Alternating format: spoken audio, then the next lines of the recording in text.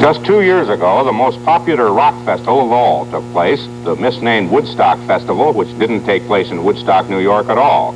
In the minds of the young and in the lives of those whose homes are in the little Catskill mountain village of Woodstock, though, the festival might just as well have been held there. For the festival and village are tightly intertwined, as ABC's Gregory Jackson details in this report.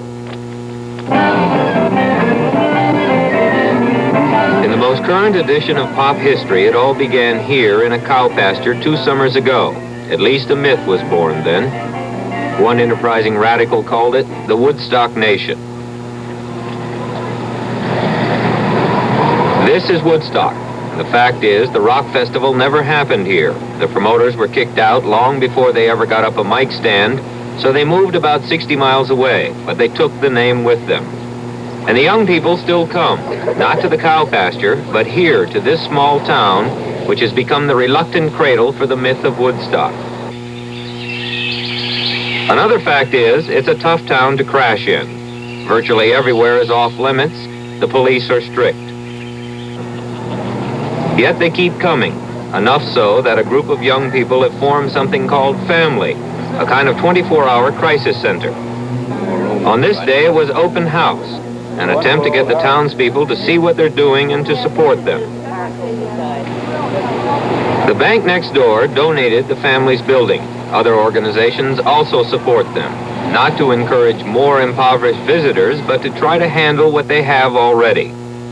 Most people felt that Woodstock's a nice little country town and it was an artist town and musicians years ago.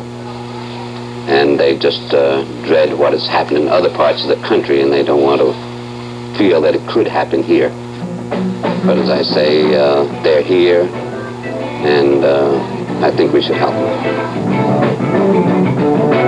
The major magnet is rock, its musicians, and the easy lifestyle of rock fans.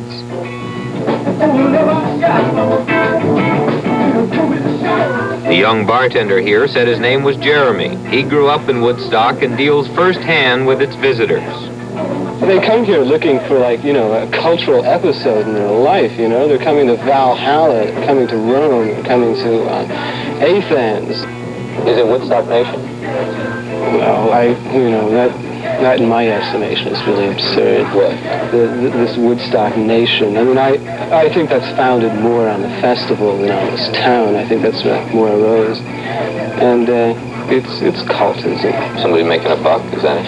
Oh, a lot of people are making a buck. A lot of people are making a buck. You know, for this small town, there are 7 gin mills. This is just a little town. You got like 3 or 4 leather shops making a business all year round in this town. This couldn't have happened 5 years ago. Never, you know, not a chance.